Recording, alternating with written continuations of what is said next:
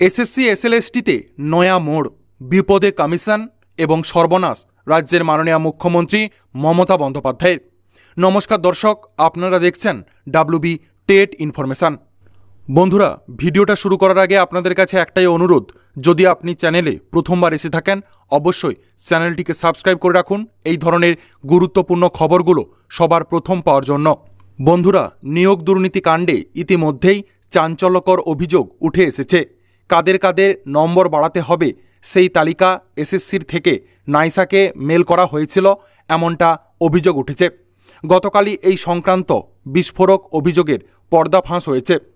আর এরপরই আরও বিস্ফোরক অভিযোগ। কেন্দ্রীয় গোয়েন্দা সংস্থা সূত্রের খবর, অযোগ্যদের নম্বর সুকৌশলে বাড়িয়ে দেওয়ার জন্য নাইসাকে পুরস্কার দিয়েছিল এসএসসি। নাইসা কর্তা নীলাদ্রি দাসের কাছে একটি ভেট গিয়েছিল, এমনটা সূত্রের দাবি। বন্ধুরা, শুধু তাই নয়, উপহার হিসেবে রাজ্যের আরও নিয়োগের দায়িত্ব পেয়েছিল নীলাদ্রি দাসের ওই সংস্থা।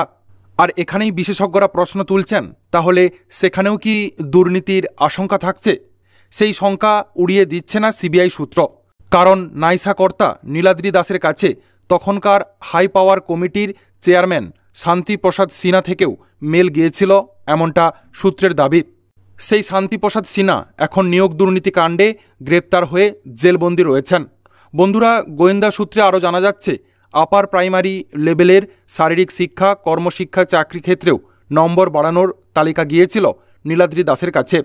খোদ শান্তিপ্রসাদ সিনহা সেই তালিকা মেল করেছিলেন, এমনটা সূত্রের দাবি। সিবিআই সূত্রের খবর, যে ইমেল আইডিতে এই মেল গিয়েছিল সেই ইমেল আইডির সন্ধান পেয়েছে কেন্দ্রীয় তদন্তকারী সংস্থা।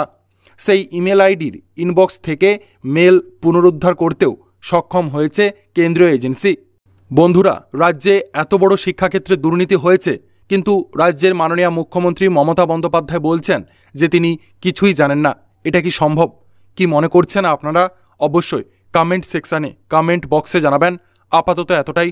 পরবর্তী গুরুত্বপূর্ণ ইনফরমেশানগুলো সবার প্রথম পাওয়ার জন্য অবশ্যই চোখ রাখুন ডাব্লিউবি টেট ইনফরমেশানে। ধন্যবাদ।